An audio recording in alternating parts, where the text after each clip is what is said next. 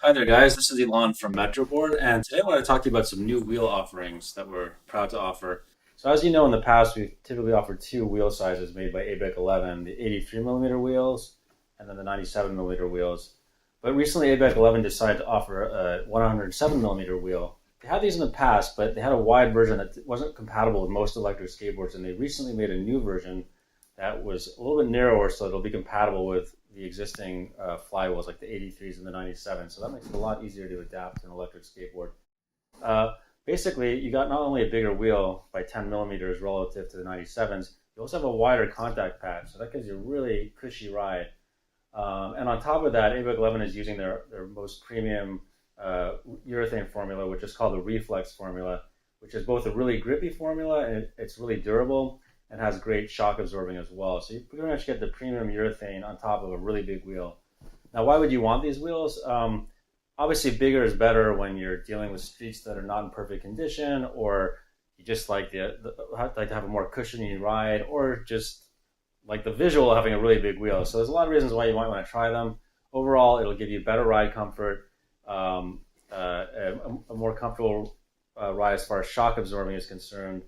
And you'll be able to go over bigger bumps. So like if you're going from the sidewalk to the pavement or vice versa, or any kind of ground transition will be a little bit easier and you'll have more confidence that you're not going to get knocked off the board. So those are the typical reasons why you might want to try them. You can always, of course, go back and forth between the wheels. That's the beauty of these designs. They're all kind of interchangeable, but this is something that we're proud to offer that's new, and we'll give you a whole new experience from METROBOARD. So let's show how you actually replace these. Okay. Now it's pretty straightforward. It's just like changing the wheels on a regular skateboard, except for the drive wheel. So actually, let's get it like this with the drive wheel facing up. That's usually how I do it. And okay, so the first thing we're going to do is take off the transmission cover.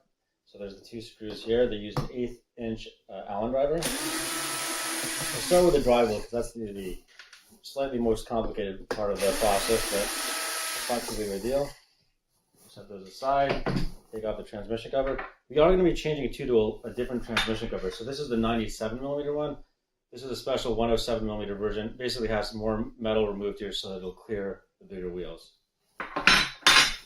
So the next step is to, so basically you take the transmission cover off, and then you got to loosen the two mounting screws for the motor using either an 8mm nut driver or a 5/16 inch. Both will work. You just need to loosen it a little bit enough to get the belt off. Okay. And then after you do that, go ahead and slide the motor, so the wheel out of the way. Okay. And then the belt becomes loose. You can take it off. You don't actually really have to take it off because you're just changing the wheel. So we'll just leave it like that for now to make it a little bit easier. And then we're going to take off using a skate tool or a 1/2 inch socket driver. I'll take the wheel off now. Okay. All right. I like to always have a little small plate or bowl to put the parts in so they don't end up disappearing as you're doing all this. So there's a little washer there, don't forget that. And then you have the spacer and then the bearing. So we're going to set those aside for now. Okay, take this off. Once I have this open, actually, I always like to clean this off. So basically, once you get the wheel off, there's usually a bunch of gunk here that you want to take this opportunity to clean things off just to start with a slightly cleaner truck than what you start with. So just take like a rag and get as much grime off as you can, and then it'll just keep everything clean as you put everything back together. Okay. All right. Okay, so now we're starting. I'm going to clean the shaft just a tiny bit too, get it all nice and clean, get rid of it. Okay, so now we're going to take our drive wheel. Okay, we got to put bearings in since this is a brand new wheel, and our bearings are, here they are. Okay. Now sometimes we'll put a bearing spacer. Lately I've stopped using them because I've found they tend to make a little bit of noise. You can decide to do that or not, but for this particular setup I'm not going to put the bearing spacer in. I just put both bearings on top of each other there and start with the outer bearing.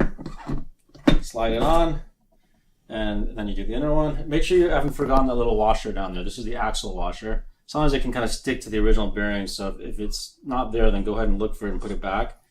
And then just put it like that. Put the axle washer, okay, the nut.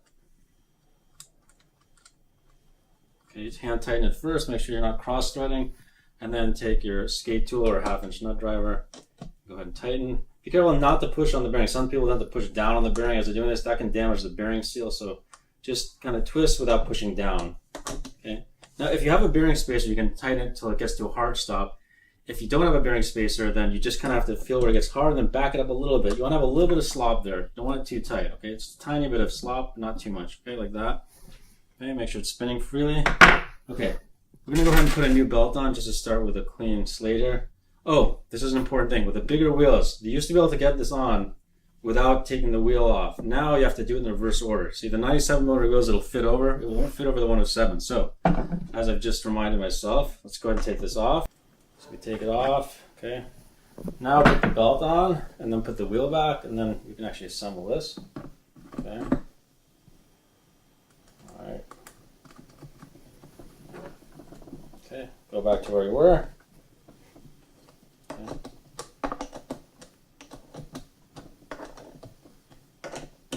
Okay, a little bit of tight, so I back it up a little bit, just enough so you kind of got to get the belt out of the way so you can check that it's spinning. Okay, that looks good. Take the belt, go over this post here. It's a little bit of maneuvering, but you can get it in there. And then push the motor as far over as possible to make sure you can get it over. Oops. You have to kind of squeeze everything together. It's a little bit of a tight fit, but I'm going to loosen the screws a little more and push the motor. I need a little more clearance. Okay, it looks like it's all the way over. That's just a question. Be careful not to cut your finger in between there because you can wedge your finger and then cut yourself. Okay, so we got the belt on. One thing I should mention is sometimes some people may want to go to the bigger wheels without changing the motor pulley. If you do so, you will get about 10% higher top speed because you're going to a bigger wheel, keeping the same gear ratio will give you roughly another 10% higher top speed beyond the 97mm wheels. If you want, you can change this from our standard 18-tooth pulley to a 17-tooth pulley, which will give you roughly the same top speed and torque and range that you have with the 97s. But if you want the higher top speed, you can just keep it as is, which a lot of people will probably enjoy. Okay, so after you get the belt on loose, you're going to use your tensioning tool, which you should get with your METROBOARD, the belt tensioning tool. So you want to go ahead and loosen it so you can wedge it in there. So you push the motor kind of manually as far as it'll go. You want the screw just a little bit loose so it can slide, but not too much slop. And then we're going to insert this in the special tensioning hole here. Okay. And then we're going to go ahead and start tightening it with it's either a 4.5mm Allen driver like this one, or you can use 3/16, which is the English size. Either one should work. Okay. And we're going to go through the process of now tensioning the belt. Okay. So we're using the special guitar tuner app. It's on our website. There's a separate video that shows how to do this, but I'm just going to kind of go through this quickly here. So we're going to go ahead and plug the belt and check the frequency, which is, it's very low right now. So I'm going to go ahead and tighten it a little bit more, just because I know we're not even in the ballpark right now. Okay. And then you have to actually go ahead and tighten the screws and then check the tension, because it will change a bit after you tighten them. It usually gets tighter, so if you check it before that, it might be different. Okay. Now about 250 hertz, that's pretty much where we need to be. So let's see that ends up. You basically want to be somewhere between 200 and 250.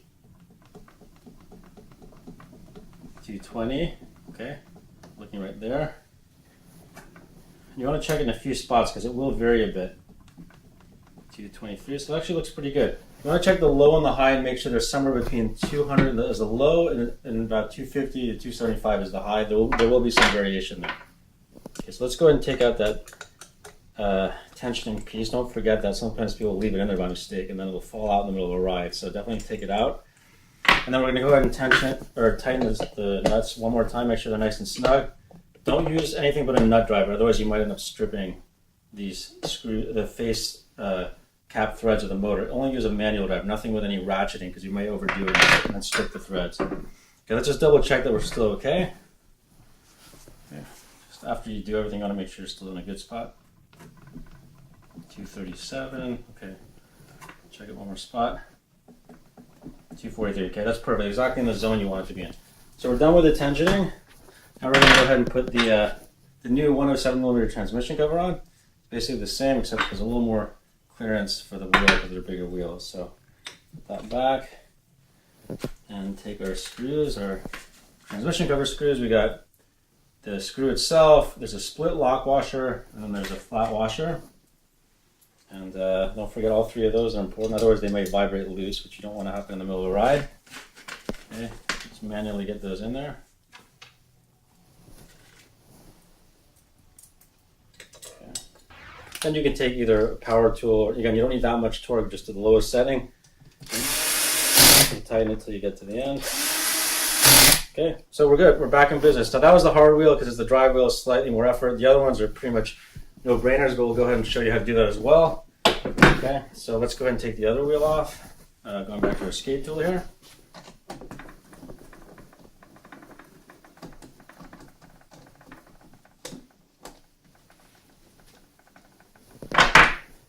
Okay, again, don't forget to keep the whole. See, in this case, the washer actually stuck to the bearing. So you want to take that and put it back. Okay, I'm going to just clean these off for a quick second here before we put everything back together. Start with a clean slate. Okay, put that on. Okay, so we're going to go ahead and do the same thing. Put 2 bearings on top of each other. Start with the inner one, or the outer one, sorry, push it in and then flip it over. And you'll have the other one. Put this on, the axle washer back on. And then our nut back on. Okay, same thing. You can use bearing spacers if you want. Lately I've stopped using them because I find them to be a little bit noisy, especially once if the nut ever comes loose a little bit. So in this case, we're just gonna get it tight and then back it off a tiny bit because there's no spacers. You have to be a little bit careful not to over tighten them, but see now it's kind of a little too tight, so I'm gonna back it off and then something like that. Okay, let's do the other 2. We'll flip it around. Alright. Okay, one thing you'll notice, which is less ideal on these big wheels, is now the board's a little less balanced because the wheels are wider. So the board may actually tend to kind of, if you sit on the side, it may just flip over. So what I like to do is take, like, again, if you're working on the board, you can take like a chunk of foam or a piece of wood to kind of balance things out again, at least while you're working on the board. Okay. But that's mainly due to not just being bigger in terms of the diameter, but the wider contact patch kind of affects the way it sits on a table or on the floor. Okay, same thing. Don't make sure the washer's there. There's a bunch of hairs there we'll try to get off. That always happens for whatever reason. Okay. Get off a tiny bit. So you still got 1 axle washer there. And bearings.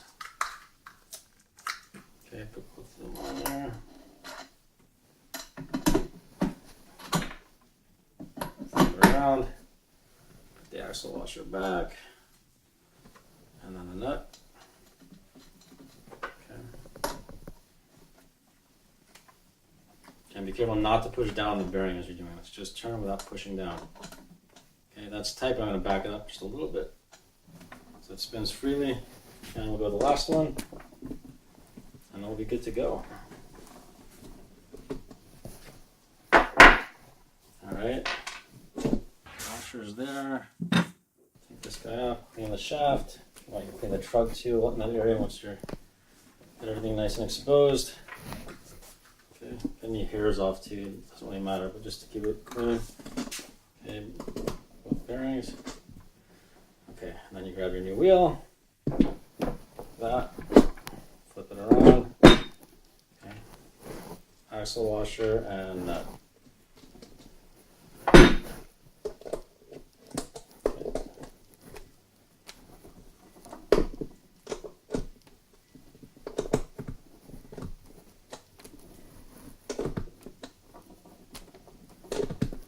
That's a little tight. I'm going to back up just a hair. There you go. So this is going to be your new plush METROBOARD ride with 170mm wheels. You can see from the side how monstrous they are. But yeah, it's a super fun ride, super cush. It'll be a different experience for sure. Okay, so now we've put the new wheels on, the 107mm wheels. You should be good to go. As you can see, they're super monstrous. It'll be a totally different ride experience. They're super grippy, give you really good ride comfort, good shock absorbing. And you can always go back to the old ones if you decide you want a smaller wheel. Some people like smaller wheels because they carve a little bit better, or they just want less weight on the board. These do add about 1.5 pounds to the overall weight relative to the 97mm wheels, so there will be a little bit more weight to it when you're carrying it. But like I said, there's pluses and minuses to different size wheels. You can always go back and forth based on what suits you. And yeah, we hope you enjoy this new product. It's just another option you can add to your MetroBoard ride, and keep checking out with us in the future for new offerings for the MetroBoard. We're always trying to improve the product and give you the latest available top quality US made parts to keep you up and running and to improve your ride down the road as well. Signing out.